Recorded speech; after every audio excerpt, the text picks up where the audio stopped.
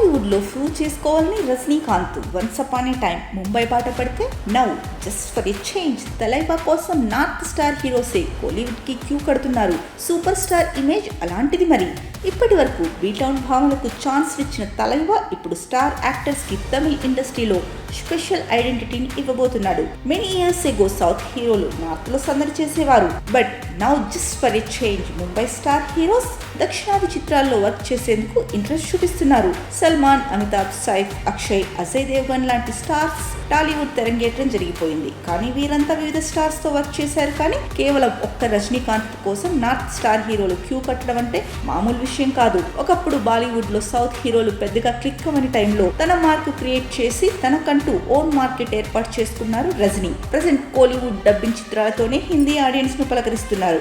ఇప్పటి వరకు Bollywood star beauties Aishwarya, Deepika, Sonakshi, Manisha Koirala లాంటి భామలను తమిళ ఆడియన్స్ కు చేరువ చేసిన రజనీ ఇప్పుడు బీటౌన్ స్టార్ హీరోలకు కోలీవుడ్ లో ఐడెంటిటీని క్రియేట్ చేస్తున్నాడు. వెట్టయాన్తో తొలిసారిగా తమిళ తమిళను పలకరించాడు బిగ్ బి.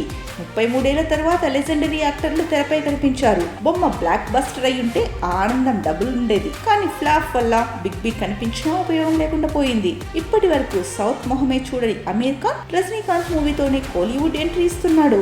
లోకేష్ కనగరాజ్ దర్శకత్వంలో వస్తున్న కూలీలో ఓ స్పెషల్ రోల్ చేయబోతున్నాడు. దహా అనే క్యారెక్టర్ చేస్తున్నట్లు రీసెంట్ గా పోస్టర్ పంచుకుంది యూనిట్. సుమారు 15 నిమిషాలు కనిపించబోతున్నాడని టాక్. 1995లో వచ్చిన ఆటం కహీ ఆటం తర్వాత అంటే 30 ఏళ్ల తర్వాత ఈ ఇద్దరు స్క్రీన్ షేర్ చేసుకోబోతున్నారు. ఇద్దరే కాదు, షారుఖ్ ఖాన్ ను కూడా రజనీ కోసం పట్టుకురాబోతున్నాడట.